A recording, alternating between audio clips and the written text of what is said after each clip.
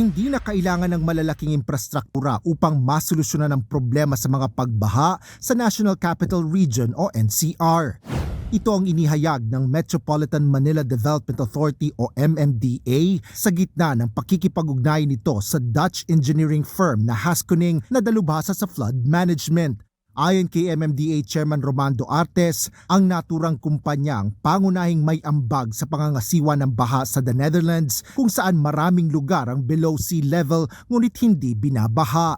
Sa pakikipagpulong ni Pangulong Ferdinand Marcos Jr. sa MMDA kahapon, sinabi ni Chairman Artes na target ng ahensya na makagawa rin ng detailed engineering design para mabawasan ang pagbaha sa Metro Manila.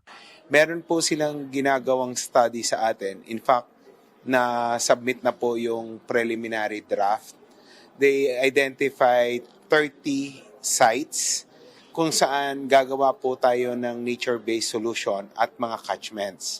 Tinatapos na lang po yung detailed engineering design na hopefully, nag-meeting kami the other day, ay matapos po within the month.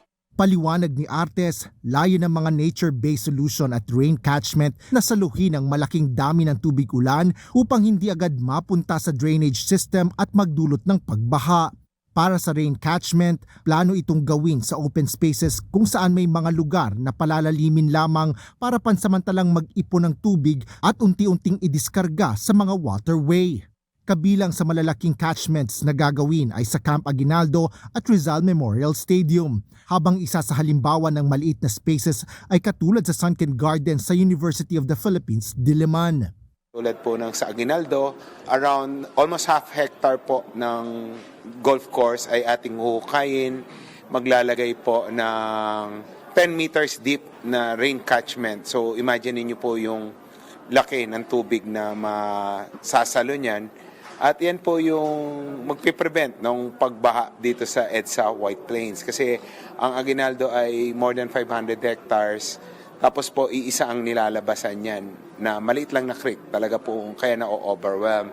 Kayang gawin ang naturang mga proyekto sa loob ng 6 na buwan habang ang mas malalaking proyekto ay posibleng umabot ng 1 taon hanggang 1 taon at kalahati. Makikipag-ugnayan din ang MMDA sa Department of Public Works and Highways o DPWH upang maiwasan ang duplikasyon ng mga proyekto. Habang inaasahang maisasama ang programa sa 2027 budget at magsimula ang ilang proyekto sa susunod na taon. Dagdag pa ng MMDA Chairman, ipinag-utos ni Pangulong Marcos na pag-aralan kung paano magagamit muli ang naipong tubig sa pakikipag-ugnayan sa mga water concessionaire. Asher Cadapan Jr., UNTV News and Rescue. Diyos ang aming sandigan, serbisyo publiko ang aming pinahahalagahan.